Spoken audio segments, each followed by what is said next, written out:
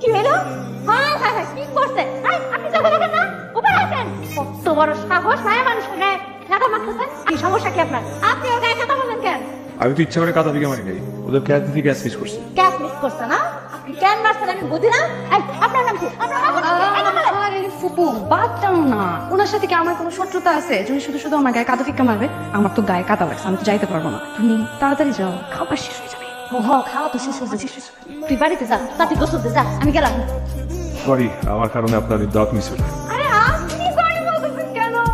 আপনি তো আমার উপকার করছেন। আমার এই দরজাল ফুপু আমার জোর করে বিয়া বাড়িতে নিয়ে যেতে চেয়েছিল, আমি যাইতে চাই না। আপনি তো আমার গায়ে কাদা মারছেন না, আমি তো কেমন যাইতে পারবো না। আপনি যে আমার কত বড় উপকার করলেন, আপনি আমাকে কেন সরি বলবেন? আমি আপনারে বলবো থ্যাংক ইউ, থ্যাংক ইউ।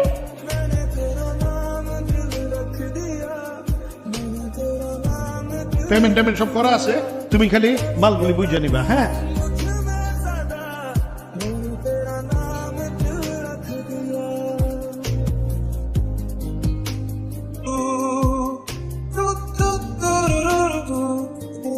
আর কোনো ঝামেলা হইলে আমার তুমি ফোন দিও।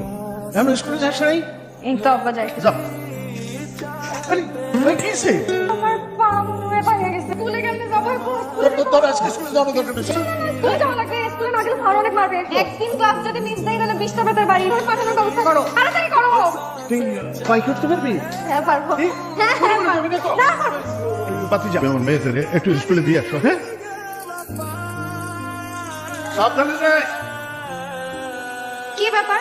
আমি আপনাকে এত ভাবে ইশারা দিলাম, আপনি আমাকে চিনেও না চিনার ভান করলেন কেন? এই জন্য আর একটি আপনি কিন্তু আমার জন্য অনেক লাকি। মানে এই যে আমি সেদিন বিয়ের দাওয়াতে একদম যেতে চাচ্ছিলাম না, তো ফুপু জোর করে নিয়ে যেতে চাচ্ছিল। দেখেন আপনার জন্য সেই বিয়ের দাওয়াতেও যাওয়া লাগলো না। শোনেন, আজকে আমরা সারা দিন বাইক নিয়ে ঘুরবো, স্কুলে যাবো। আর স্কুল ছুটির সময় আপনি আমাকে একটু বাসায় দিয়ে আসবেন। স্কুল থেকে সোজা যে ডান দিকে, কিন্তু আমরা বাঁ দিকে যাবো। আমরা চলে চলে চলে। নামবো না। তাই বললাম না আমি নামবো না, আর বললাম যে আজকে সারাদিন বাইকে ঘুরবো, আপনি আমার স্কুলের সামনে নিয়ে আসবেন, আমি নামবো না। আপনি কাছে ভালো করলেন না কিন্তু। আপনার সাথে আমার একটা কথা আছে। আপনি কি কারো ভালোবাসেন? না। আপনি কি বিয়ে করছেন? না, কেন? একটা আঙুল ধরেন।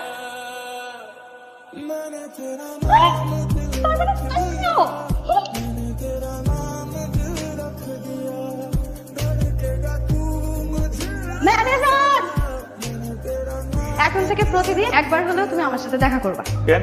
আরে তুমি আমায় ভালোবাসো, আমি তোমায় ভালোবাসি, তো তুমি আমার সাথে দেখা করবে না? তুমি যদি আমার সাথে প্রতিদিন একবার দেখা করো, তাহলে তোমার প্রতি আমার ভালোবাসা বাড়বে, টান বাড়বে। মানে কখন বলছি আমি তখন? আমি বললাম, আমি বুঝি, তোমার বলতে হবে না। তুমি চোখ বন্ধ করো, তুমিও বুঝবা। চোখটা বন্ধ করো না। আরে খুলবা না, খুলবা না, খুলবা না, এখন খুলো। দেখছি চোখ বন্ধ করলে যা দেখা যায় তাই দেখছি, অন্ধকার দেখছি। তুমি নিজের ইচ্ছা করো নাই তাই দেখো না। এই যে দেখো, আমি চোখ বন্ধ করলে আমি ঠিকই আমার ভালোবাসার মানুষকে দেখতে পাই, আমি তোমাকে দেখতে পাই। আমি দেখতে পারতেছি প্রথম দিন তোমার সাথে আমার যেভাবে দেখা হয়েছিল, তুমি বল করছো, আমি খুব ভালো ক্রিকেট খেলছি, তারপর তুমি আমার বাসায় আসছো, আমি তোমার ইশারা দেখি, তুমি আমাকে কাকা চুরা মারছো, আর কত কিছু দেখতে পেয়েছি। ম্যানেজার, চলে গেলে কেন? ভালোবাসি তো, আই লাভ ইউ।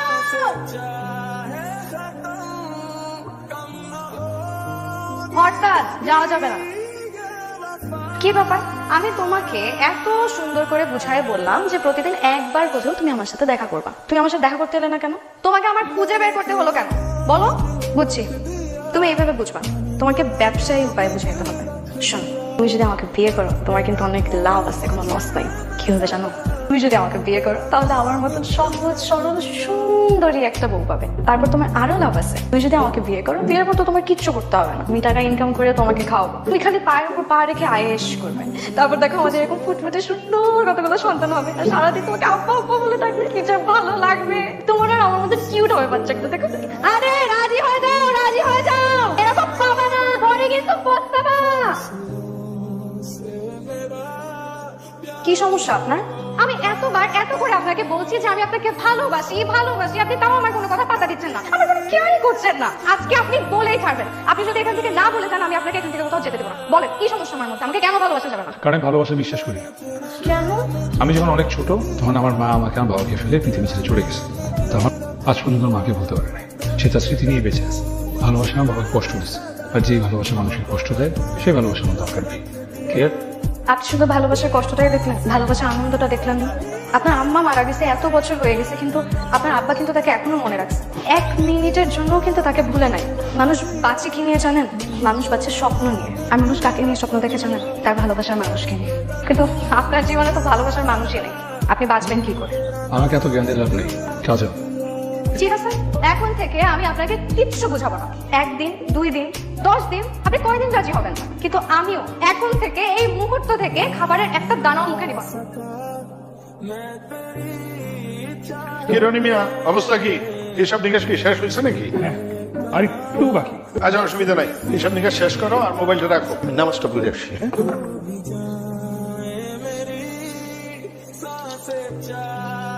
আসসালামু আলাইকুম। ওয়ালাইকুম আসসালাম। আমি মনির স্কুল থেকে হানিফ স্যার বলতেছি। মনি হঠাৎ অসুস্থ হয়ে পড়ছিল। টেনশন করার কিছু নাই, আমি ডাক্তার দেখাইছি, এখন সুস্থ আছে আলহামদুলিল্লাহ। আপনি এসে মনিকে নিয়ে যান। আমি ওনাকে জানাই দিতেছি, যার ফোন নামাজ পড়তে গেছে।